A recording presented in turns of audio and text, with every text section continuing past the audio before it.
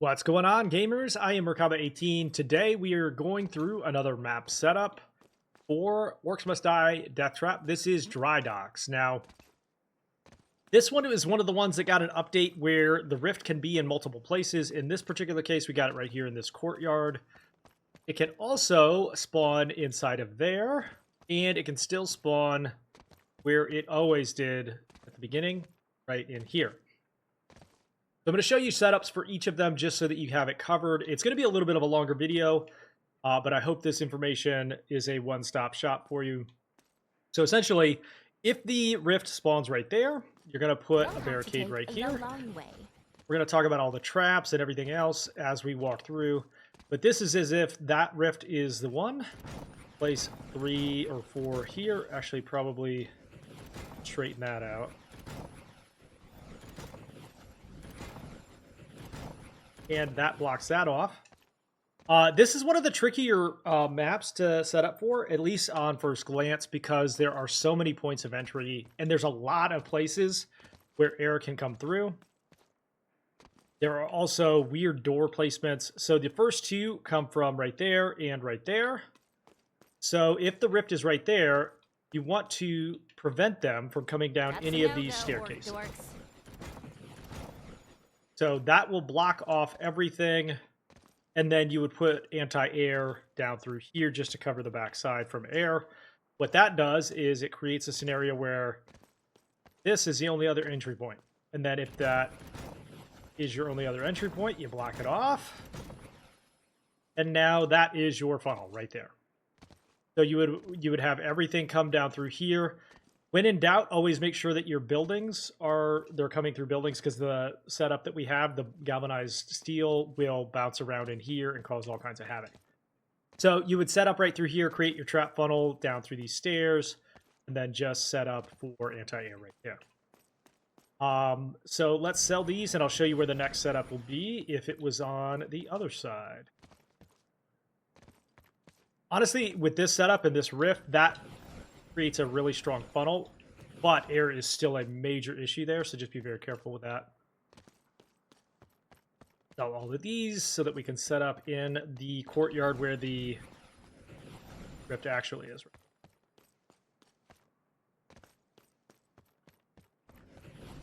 All right, so what you have now is all 4 of those guys, or both of those ships, and that door right there, that's your secondary door. Those are your first 2. And then you also have a secondary door back here. As always, you want to set up the map as if all of the doors are open at once so that you're not having to redo any of it. And like you're creating a one strong funnel point. Think forward rather than backwards. Block that off right there. Block this off right here.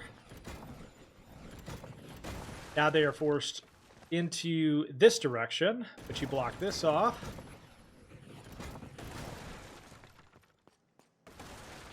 And that will become your primary funnel point. But you still have to cover these staircases here, because stuff can come down from the other doors. They'll go where we want. And then there is an entry point right here that you have to cover for. So you want to block this off. Like that. So now everything has to funnel through this single door. I don't think I've ever had anything go up these stairs, especially if you have that blocked off. So that's primarily why you do that, so that they don't go down through here. So that creates a blockade on this. All right, now we have a couple of extras, and with any extras, you want to just create a stronger funnel here. When you have a 1 point of entry, that's where you're going to put your briar. Let's talk about the traps that we do have. Oh, so by the way, let me note, I am paying Gabriella because I think she's one of the better solo characters. And her trap reset is really, really strong and helpful. This is the Sentinel. He is very expensive. I don't recommend buying this for the first couple of rounds unless you just have like a bunch of extra cash. Or everybody is contributing points to it. On solo, maybe on deeper missions and like 3rd or 4th mission on, I would buy it because he does do a lot of damage. He's very strong. but it's not necessary at first. So don't worry about that until deeper missions or until you're on your third. Consider it. Okay. First thing you want to consider anytime you're setting up is where are the points of entry for air? So first door, these are secondary doors, both of those. You don't really want to worry about those too much. What you do want to worry about is stuff coming through here. Put up your air vents, which will cover all air. Put up some air vents here. Cover there, and that will cover all of your anti-air for the most part. Now, as the secondary doors open, you obviously want to put some more behind the other barricades. That's going to one-shot most everything. But if it doesn't, you need to be standing behind the barricade so that you're ready to handle it. All right, now, let's talk about our other traps. We got saws. We've got our tar trap, fire and brimstone. We've got our organic poison plant. And our anti-air air vent, which is, in my opinion, the strongest air vent or anti-air that goes on the ground. Eventually, you can get a card that will put it on the wall, which is super helpful. We'll talk about other cards in just a minute. And my personal favorite, we have the galvanized ball and the briar traps. So briar traps are going to go right here. If you have a single entry point, put that briar on the single entry point because everything has to run through it, and then you want all of this freed up so that you can continue to, this will grow as it does damage. So your actual setup is going to go behind it. And then I recommend going poison plants on either side. Just 2 is really all you need there. And then we'll go tar and double fire. Because everything has to go through that tar. And then it'll all run through the fire. And then the remaining is simply ball traps. Set them up as close as possible to each other. And then what I will recommend that you do is her setup is such that anything that's adjacent to her class trap is going to re-trigger automatically if it has a charge. So you want to set it up there. You'll see that it's highlighted if it has the right setup. And then you want to do just 2 back here so that they continue to refire. And then back behind those, you just do your fire or your saw traps aren't free until you run out of money. And then on these, set this up back here so that those refire twice. For the most part, everything is going to have to funnel through here. These it doesn't look like all that complicated of a setup, but these are going to do tons of damage. These are going to slow everything down, and then it's going to have fire. And you just kind of want to stand back here and pick stuff off to help out your traps. Now, I will tell you that with this setup, you're going to have a little bit of an issue sometimes with tanks or with heavier mobs. So just watch for those and refire your traps whenever possible. As you can see, those bounce around, do quite a bit of damage. Now, the other thing to keep in mind is that as you get more money, you're just going to want to add ball traps right here. You don't really need any more floor traps than what is right here. This is going to continue to grow out and slow everything down. As it gets in here, it's going to take way more damage. Most everything will be half dead by the time it even gets to this point. And then this is mostly to take care of the bigger, tankier mobs. So in terms of roguelike choices, you're going to want to focus on things like slowing. You're going to want to slowing on the bramble, additional damage if they're poisoned. And if you do get that one, just put out some additional flowers out here so that it poisons everything and then does more damage with the bramble.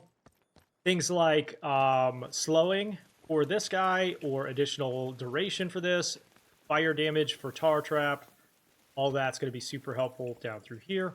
As you get more, you can also put some poison down through here because everything's going to take a ton of poison damage right there. And then golden ticket is always a great option. Double wide is one that I recommend. Golden ticket will give you free traps.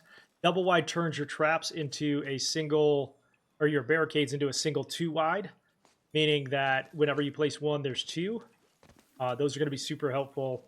Always pick that up. And then just pick up additional barricades if you need them, or roll for the best option from the damage point. So I do want to kind of cover from a barricade standpoint. We're not going to do the full setup. But from a barricade standpoint, there is one other place that this map can spawn a rift. And given that it is new and it is pretty likely that you will run into that, we're going to set up for that. So bear with me as we sell here. As we walk around and set up for this last one, make sure to check out the live streams. Hit that sub button if you haven't already. If you enjoy this content, make sure to comment and share it with your friends that are playing this game.